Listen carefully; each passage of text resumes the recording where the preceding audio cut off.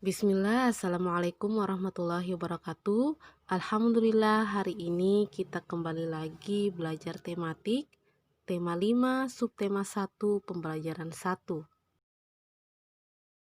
Adapun tujuan pembelajaran untuk pembelajaran tematik hari ini yaitu yang pertama, dengan memperhatikan pembacaan teks percakapan, siswa dapat mendengarkan teks percakapan yang berhubungan dengan budaya minta maaf sebagai cermin hidup rukun dalam kemajemukan masyarakat Indonesia dengan baik.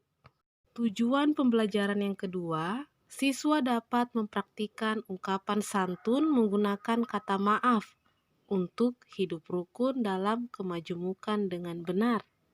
Yang ketiga, dengan mengamati gambar jam dinding, siswa dapat mengenal satuan baku untuk mengukur panjang yang tepat.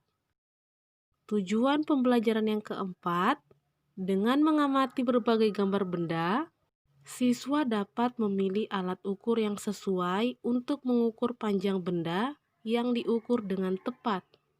Yang kelima, siswa dapat menentukan tekanan kuat dan lemah pada pola irama sederhana berbirama 2 dengan benar. Sekarang kita akan masuk ke pembelajaran yang pertama. Di sini kita akan membahas budaya meminta maaf. Jam dinding di rumah Beni mati. Ibu minta tolong Beni mengganti baterainya. Jam dinding terjatuh saat dijangkau. Beni minta maaf kepada ibunya. Ya, sekarang coba kita sama-sama memperhatikan percakapan antara ibu. Beni, coba lihat jam dinding di rumah, Nak. Ya, Bu. Wah, jarumnya berhenti bergerak, Bu. Kalau begitu, apa yang harus dilakukan? Beni harus mengganti baterainya dengan yang baru, Bu. Maukah Beni mengganti baterainya? Mau, Bu. Hati-hati ya, Nak. Iya, Bu. Saat menjangkau jam dinding, Beni kurang hati-hati. Wah, jamnya retak. Maafkan Beni, Bu. Beni kurang hati-hati dalam mengambil jam dinding, sehingga jam dinding terjatuh. Ya, Nak, ke depannya Beni harus lebih hati-hati ya, dan tidak perlu tergesa-gesa. Apakah kesalahan yang Beni lakukan? Apakah Beni perlu minta maaf saat melakukan kesalahan? Ya, kesalahan Beni tadi yaitu tidak berhati-hati saat mengambil jam sehingga jam dinding itu terjatuh. Apakah minta maaf perlu saat kita melakukan kesalahan? Ya, tentunya perlu ya. Saat kita melakukan kesalahan, kita harus meminta maaf. Berdasarkan percakapan yang kita baca tadi, apa kalimat yang Beni katakan untuk minta maaf? Ya, kalimat yang diucapkan Beni untuk minta maaf terlihat pada tanda panah merah. Kalimatnya yaitu, maafkan Beni, Bu, Beni kurang hati-hati dalam mengambil jam dinding, sehingga jam dinding terjatuh. Ya, sekarang coba perhatikan percakapan antara Beni dan Ibu di bawah ini. Di situ terlihat contoh kalimat meminta maaf saat Beni menjatuhkan jam dinding. Pada percakapan antara Beni dan Ibu, menunjukkan sikap santun. Sikap Beni santun kepada ibunya. Latihlah dirimu seperti Beni kepada ibu. Beni menggunakan bahasa yang santun dalam meminta maaf. Jadi, ingat anak-anak, saat kita mengucapkan minta maaf, kita harus menggunakan bahasa yang santun. Ya, sekarang kita akan masuk ke materi kedua hari ini.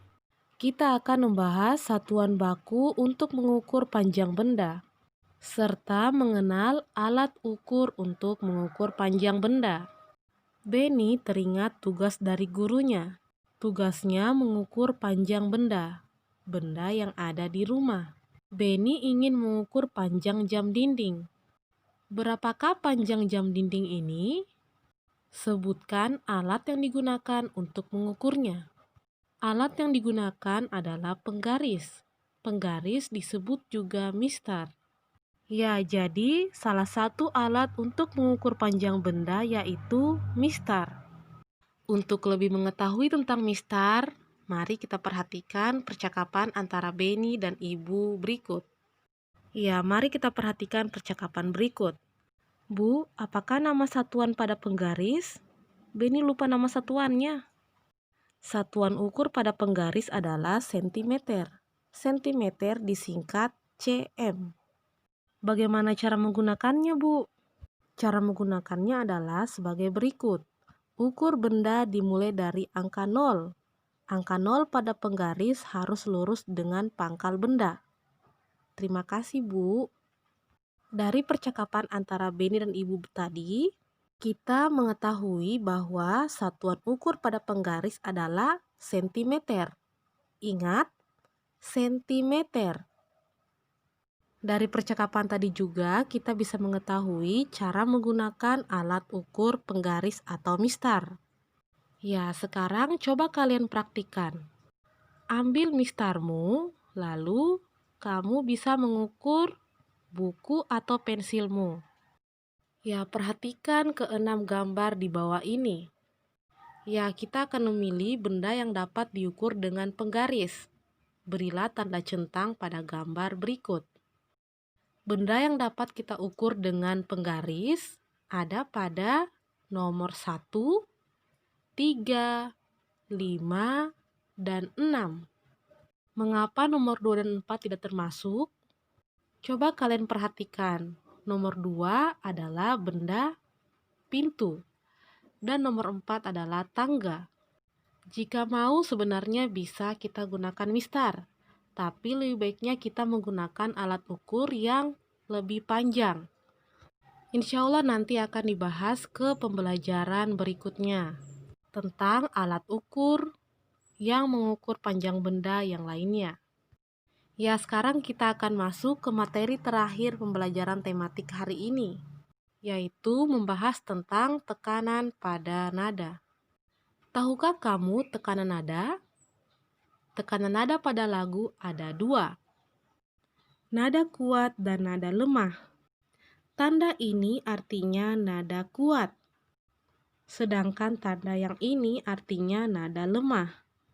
Ya, kalian harus bisa membedakannya, yang mana tanda nada kuat dan tanda nada lemah.